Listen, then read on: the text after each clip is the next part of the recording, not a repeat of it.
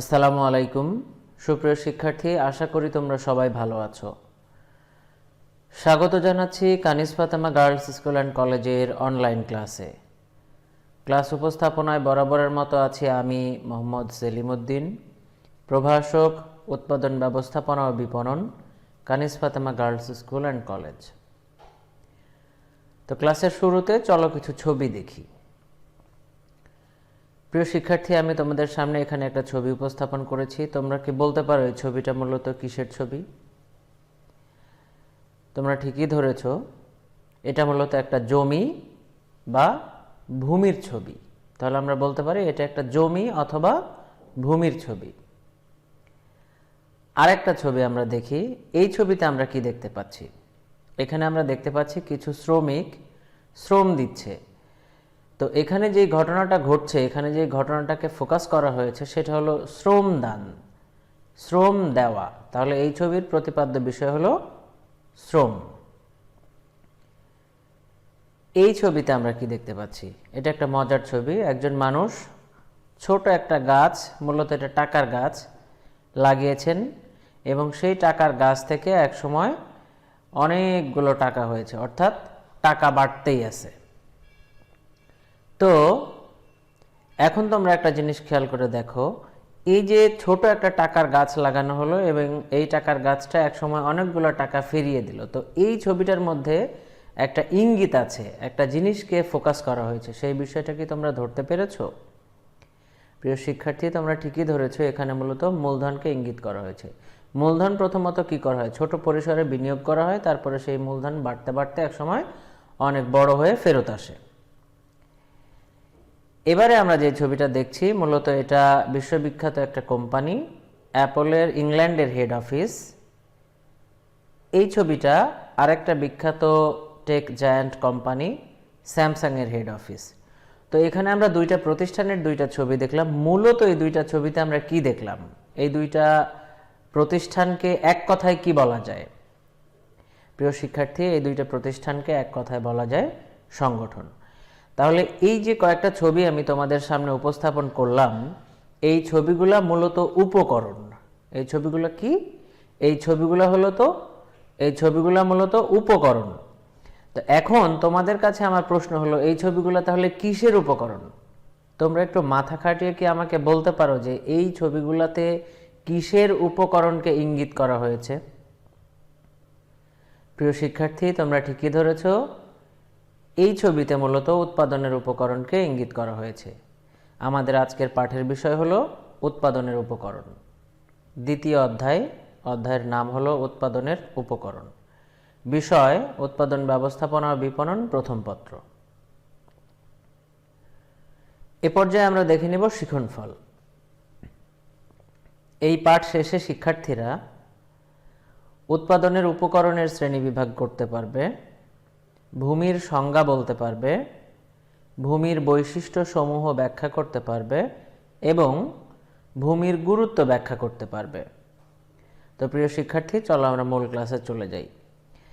প্রথমে তোমাদের মনে প্রশ্ন আসতে পারে যে উৎপাদনের উপকরণ কি, বা উপকরণটা আসলে কি জিনিস। আর সেটা যদি উৎপাদনের হয় তাহলে আমরা বলতে পারি যে উৎপাদনের উপকরণটা আসলে কি জিনিস। তো দেখো, আমরা বলতে পারি পণ্য বা সেবা উৎপাদন করতে যে সকল উপকরণ ব্যবহৃত হয় তাকে উৎপাদনের উপকরণ বলে। পণ্য বা সেবা উৎপাদন করতে, কি করতে?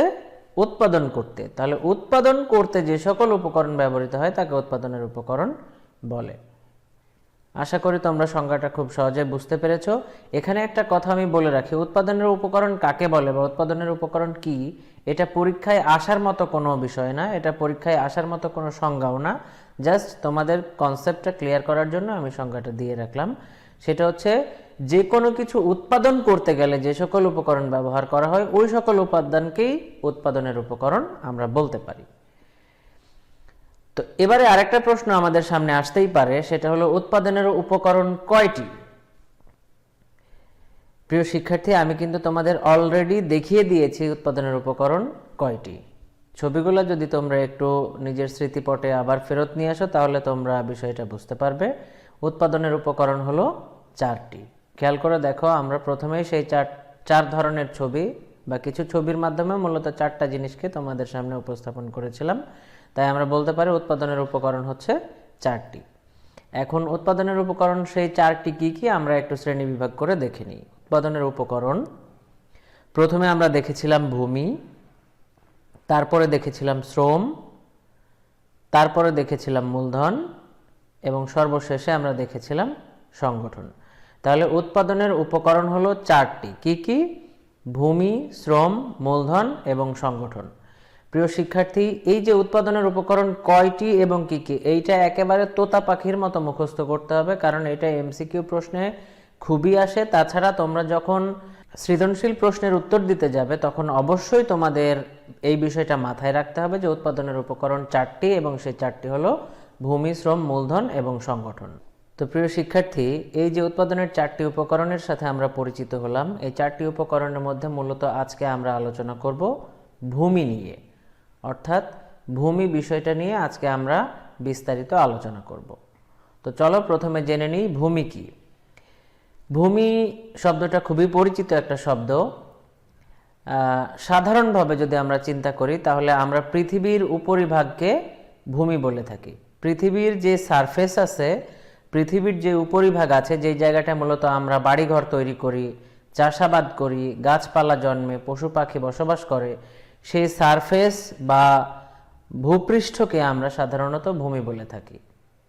আরও সহজভাবে যদি আমরা বলি তাহলে ভূমি বলতে আমরা চাষাবাদযোগ্য বা বাসযোগ্য জমিকে বোঝায়। এই যে এখানে আমরা একটা জমি দেখতে পাচ্ছি, এই জমি অথবা পৃথিবীর উপরিভাগ, এই বিষয়টাকে কিন্তু আমরা নর্মালি ভূমি হিসাবে জেনে থাকি। কিন্তু অর্থনীতি বা বিপণনের ক্ষেত্রে কি ভূমি বলতে এই বিষয়টাকেই বোঝানো হয়? পৃথিবীর উপরিভাগকেই কি আমরা ভূমি হিসাবে জানব? উত্তর হলো না। কেন? তাহলে ভূমিটা কি জিনিস? তো চলো ভূমির সংজ্ঞাটা আমরা একটু দেখে নিই। প্রকৃতি থেকে পাওয়া সমস্ত সম্পদ, খুব মনোযোগ দিয়ে খেয়াল করো, প্রকৃতি থেকে পাওয়া সমস্ত সম্পদ, যেমন মাটি, পানি, আলো, বাতাস, গাছপালা, এই সব কিছুকেই ভূমি বলে। সোজা বাংলা কথায় যদি আমরা বলি, প্রকৃতি থেকে আমরা যাই পাই না কেন সেটাই ভূমি। সেটা হতে পারে আলো, বাতাস, ঝড়, বৃষ্টি, গাছপালা, নদী, নালা, পাখি, শস্য, মানে এভরিথিং যেগুলো আমরা প্রকৃতি থেকে পাই সেই জিনিসগুলাই হচ্ছে ভূমি। অর্থাৎ ভূমি বলতে যে আমরা শুধুমাত্র বলে বসে থাকবো যে পৃথিবীর উপরিভাগ বা একটা জমি এটাই হলো ভূমি, তা কিন্তু নয়। ভূমি বলতে আমরা বুঝবো প্রকৃতি থেকে আমরা যা পাই তাই ভূমি। তো এটা জ্ঞানমূলক প্রশ্নে খুবই এসে থাকে, তোমরা এই সংজ্ঞাটা সেক্ষেত্রে উপস্থাপন করতে পারো। এবারে আমরা জানবো ভূমির বৈশিষ্ট্য। তো ভূমির যে সংজ্ঞা একটু আগে আমরা দেখলাম, সেই সংজ্ঞার ওপরে ফোকাস করে সেই সংজ্ঞাটাকে মাথার মধ্যে নিয়ে এসে তোমরা একটু মাথা খাটিয়ে চিন্তা করে দেখো যে ভূমির কি কি বৈশিষ্ট্য আছে। আমরা সংজ্ঞা জেনেছিলাম যে প্রকৃতি থেকে আমরা যা পাই তাই হলো ভূমি, প্রকৃতি আমাদেরকে যা দিয়েছে তাই হলো ভূমি। তাহলে ভূমির বৈশিষ্ট্য কি কি হতে পারে আমরা একটু মাথা খাটিয়ে চিন্তা করি। ভূমির বৈশিষ্ট্য কি আমরা প্রথমে বলতে পারি না যে ভূমি প্রকৃতির দান? অবশ্যই বলতে পারি, কারণ আমরা সংজ্ঞায় জেনেছি প্রকৃতি আমাদের যা দেয়, প্রকৃতি থেকে আমরা যাই পাই না কেন সেটাই হলো ভূমি। তাহলে ভূমির অন্যতম প্রধান একটা বৈশিষ্ট্য হলো ভূমি প্রকৃতির দান। ভূমির দ্বিতীয় বৈশিষ্ট্য আমরা বলতে পারি ভূমি হলো আদিম ও অক্ষয়। খেয়াল করে দেখো, উৎপাদনের যে চারটা উপাদানের কথা, উপকরণের কথা আমরা জানলাম, সেই চারটা উপকরণের মধ্যে সবচাইতে আদিম উপাদান কোনটা? অবশ্যই ভূমি। কারণ আগে পৃথিবী সৃষ্টি হয়েছে, আলো বাতাস সৃষ্টি হয়েছে, তারপরে না আমরা অন্যান্য উপকরণগুলো আমরা পেয়েছি।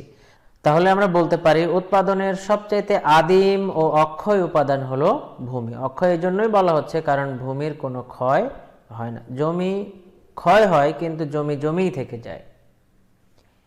এরপরে আমরা বলতে পারি জমির কোনো উৎপাদন ব্যয় নেই, বা ভূমির যেই কথাটা আমরা বলছি সেই ভূমির কোনো উৎপাদন ব্যয় নেই। তোমরা একটু চিন্তা করে দেখো, উৎপাদন ব্যয় কোন জিনিসের থাকে? যে জিনিসকে উৎপাদন করা সম্ভব সেই জিনিসেরই তো উৎপাদন ব্যয় থাকে। তাহলে ভূমিকে কি আমরা উৎপাদন করতে পারি? ইম্পসিবল। ভূমিকে কখনোই উৎপাদন করা সম্ভব নয়। আর যেহেতু ভূমিকে উৎপাদন করা সম্ভব নয়, তাই ভূমির কোনো উৎপাদন ব্যয় নেই। সীমিত যোগান। সীমিত যোগান বিষয়টা কীরকম, মানে সারা পৃথিবীতে যে পরিমাণ ভূমি আছে সেটা সীমিত, এটাকে বাড়ানোও যায় না, এটাকে কমানোও যায় না। আমরা কি 2টা সূর্য সৃষ্টি করতে পারি? আমরা কি জমির 4 কোণায় 4 জন ধরে টানাটানি করে 1 বিঘা জমিকে 2 বিঘায় রূপান্তর করতে পারি? তা কিন্তু পারে না। অর্থাৎ ভূমি বলতে আমরা যেটা বুঝছি সেটা আদিকাল থেকে যেভাবে আছে সেভাবেই, এটার কোনো যোগান বাড়ানোও সম্ভব নয়, কমানোও সম্ভব নয়। তাহলে আমরা বলতে পারি ভূমির অন্যতম আর একটা বৈশিষ্ট্য হলো ভূমির যোগান সীমিত। ভূমির এই বৈশিষ্ট্যে আমরা বলতে পারি ভূমি স্থানান্তর অযোগ্য। এটা খুবই সহজ এবং সহজেই মাথায় চলে আসে এরকম একটা বৈশিষ্ট্য। ভূমি কখনো স্থানান্তর করা যায় না। এক জায়গার নদী কি আমরা স্থানান্তর করে আরেক জায়গায় নিতে পারি? একটা জমিকে কি আমরা তুলে আরেক জায়গায় নিয়ে যে বসাতে পারি? সূর্যকে কি মাথার উপর থেকে টেনে আমরা হেলিয়ে দিতে পারি? তা কিন্তু পারি না। অর্থাৎ প্রকৃতি আমাদেরকে যেগুলো দিয়েছে মূলত তার সবগুলোই কিন্তু স্থানান্তর অযোগ্য। তাহলে আমরা ভূমির যে বৈশিষ্ট্যগুলো দেখলাম আরেকবার দেখে নিই। ভূমি হলো প্রকৃতির দান, অর্থাৎ প্রকৃতি আমাদের যা কিছু দান করেছে সেটাই হলো ভূমি। ভূমি উৎপাদনের যতগুলো উপকরণ আছে তার মধ্যে সবচাইতে আদিম এবং অক্ষয় একটা উপাদান। ভূমি যেহেতু উৎপাদন করা যায় না, তাই ভূমির উৎপাদন ব্যয় নেই। ভূমির যোগান সীমিত, চাইলেই ভূমির পরিমাণ বাড়ানো বা কমানো যায় না। এছাড়া ভূমি একেবারেই স্থানান্তর অযোগ্য একটা উপাদান। ভূমিকে কখনো এক জায়গায় থেকে আরেক জায়গায় স্থানান্তর করা যায় না। তাহলে ভূমির যে বৈশিষ্ট্যগুলো আছে, ভূমির কিন্তু আরও অনেক বৈশিষ্ট্য আছে, তবে একদম বেসিক বৈশিষ্ট্য আমি 5টা এখানে তোমাদের সামনে উপস্থাপন করেছি। এই 5টা বৈশিষ্ট্যর কোনোটা বাদ দেওয়া যাবে না। পারলে বই থেকে আরও 2-1টা বৈশিষ্ট্য তোমরা বেশি করে পড়ে নিতে পারো, তবে অবশ্যই এই 5টা বৈশিষ্ট্য তোমাদেরকে অন্তস্থ মুখস্থ করতে হবে। তো এবারে আমরা চলে যাব ভূমির গুরুত্বে। ভূমির কি গুরুত্ব আছে? আমরা ভূমির বৈশিষ্ট্য থেকে অনেকটা বুঝতে পেরেছি যে ভূমি আমাদের কাছে কতটা গুরুত্বপূর্ণ। ভূমি যদি না থাকতো তাহলে কি হয়ে যেতে পারত, সেটা আমরা আগের ভূমির বৈশিষ্ট্য থেকে অনেকটা আন্দাজ করতে পেরেছি। তো এবারে ভূমির গুরুত্ব কি সেটা আমরা একটু ভালোভাবে জেনে নিব। খেয়াল করে দেখো, আদি ও মৌলিক উপাদান। ভূমি হলো উৎপাদনের যে 4টা উপাদান আছে তার মধ্যে আদি এবং মৌলিক উপাদান। আদি সেটা তো আমরা আগের বৈশিষ্ট্যতেই জেনেছি। মৌলিক বলতে কি বোঝানো হচ্ছে চিন্তা করে দেখো। ভূমি হচ্ছে উৎপাদনের যে কয়টা উপকরণ আছে তার মধ্যে সবচাইতে মৌলিক উপকরণ। এখান থেকেই বাকি উপকরণগুলোকে আমরা সৃষ্টি করতে পারি বা পরিমার্জন করতে পারি। উৎপাদনের উপকরণের মূল বিষয়বস্তুই হচ্ছে ভূমি। ভূমি যদি না থাকতো বাকি উপকরণগুলো কিন্তু আসতো না। আচ্ছা, তারপরে আমরা ভূমির গুরুত্বে কি বলতে পারি? আমরা বলতে পারি যে ভূমি হলো সমস্ত কিছুর ধারক এবং বাহক। অর্থাৎ আমরা যে শ্রমের কথা বললাম, শ্রমিকের কথা বললাম, সেটাও ভূমি ধারণ করে। আমরা যে মূলধনের কথা বললাম সেটাও ভূমি থেকে আসে। তারপরে আমরা যে সংগঠন তৈরি করব সেই সংগঠনও মূলত ধারণ করে ভূমি। তাহলে সমস্ত কিছুর ধারক এবং বাহক হলো ভূমি। ভূমি যদি না থাকতো তাহলে অন্য কোনো উপকরণ সৃষ্টি করা সম্ভব হতো না। যোগানদাতা। ভূমি সোজা বাংলায় সমস্ত কিছুর যোগানদাতা। অর্থাৎ আমরা যে শুধুমাত্র বলবো যে উৎপাদনের ক্ষেত্রে ভূমি কাঁচামালের যোগানদাতা, তা কিন্তু নয়।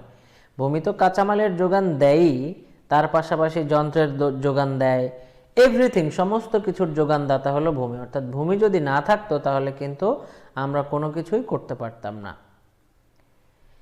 এরপরে ভূমির গুরুত্ব আমরা বলতে পারি ভূমি হলো নিরাপদ আশ্রয়। আমরা নিরাপদে ভূমির ওপরে আশ্রয় নিয়ে থাকতে পারি। শুধু আমরা না, যে কোনো পশু পাখি গাছপালা সমস্ত কিছুর নিরাপদ আশ্রয় হচ্ছে ভূমি। তাহলে সহজেই ভূমির গুরুত্ব আমরা অনুমান করতে পারি। উৎপাদনের মূল ভিত্তি, এটা হলো সবচাইতে গুরুত্বপূর্ণ একটা পয়েন্ট। এই যে আমরা উৎপাদনের কথা বলছি, উৎপাদন নিয়েই তো মূলত আলোচনাগুলো আসছে। এই উৎপাদনের একেবারে মূল ভিত্তি হলো ভূমি। যদি ভূমি না থাকতো তাহলে উৎপাদনকে কল্পনাও করা যেত না। সমস্ত কিছুরই মূল ভিত্তি হলো ভূমি, তবে উৎপাদনের মূল ভিত্তি একেবারে কোর কনসেপ্ট বা কোর ফ্যাক্টর হচ্ছে ভূমি। তাহলে দেখো প্রিয় শিক্ষার্থীরা, আমরা ভূমির গুরুত্ব কি দেখলাম? আদি ও মৌলিক, ভূমি হলো সমস্ত কিছুর ধারক ও বাহক, সমস্ত কিছুর যোগানদাতা। ভূমি আমাদের সব কিছুর নিরাপদ আশ্রয় এবং উৎপাদনের মূল ভিত্তি। তো প্রিয় শিক্ষার্থীরা, আজকের ক্লাসে আমরা দেখলাম উৎপাদনের উপকরণ কি, উৎপাদনের উপকরণ কয়টি এবং কি কি, তার মধ্য থেকে ভূমি কাকে বলে, ভূমির কি কি বৈশিষ্ট্য আছে এবং ভূমির গুরুত্ব কি, এই কয়টা টপিক আজকে আমরা আলোচনা করেছি। আজকের আলোচনা এ পর্যন্তই। এ পর্যায়ে তোমাদের জন্য বাড়ির কাজ। আমি তোমাদের জন্য কয়েকটি বাড়ির কাজ রেখেছি, যার মধ্যে প্রথমটি হলো উৎপাদনের উপকরণ কয়টি ও কি কি। খুবই সহজ একটা প্রশ্ন, আশা করি তোমাদের মনে আছে। উৎপাদনের উপকরণ কয়টি? 4টি। কি কি? ভূমি, শ্রম, মূলধন এবং সংগঠন। দ্বিতীয় প্রশ্ন হচ্ছে ভূমি কাকে বলে? ভূমি কি শুধুমাত্র পৃথিবীর উপরিভাগ নাকি চাষবাসের জমি? ভূমি বলতে আমরা সেই সম্পদগুলোকে বুঝবো যেগুলো প্রকৃতি আমাদেরকে দান করে, অর্থাৎ প্রকৃতি থেকে আমরা যা পাই, আলো, পানি, বাতাস, মাটি, সব কিছুই হচ্ছে ভূমি। ভূমির বৈশিষ্ট্য ব্যাখ্যা করো। ভূমির 5টা বৈশিষ্ট্য আমি পড়িয়েছি, সেই বৈশিষ্ট্যগুলো ব্যাখ্যা করবে, তারপরে ভূমির গুরুত্ব ব্যাখ্যা করবে। তো সুপ্রিয় শিক্ষার্থী, আজকে এ পর্যন্তই। তোমরা সবাই সুস্থ থেকো, ভালো থেকো। সবাইকে অসংখ্য ধন্যবাদ জানিয়ে শেষ করছি আজকের ক্লাস। আল্লাহ হাফিজ। আসসালামু আলাইকুম ওয়া রাহমাতুল্লাহ।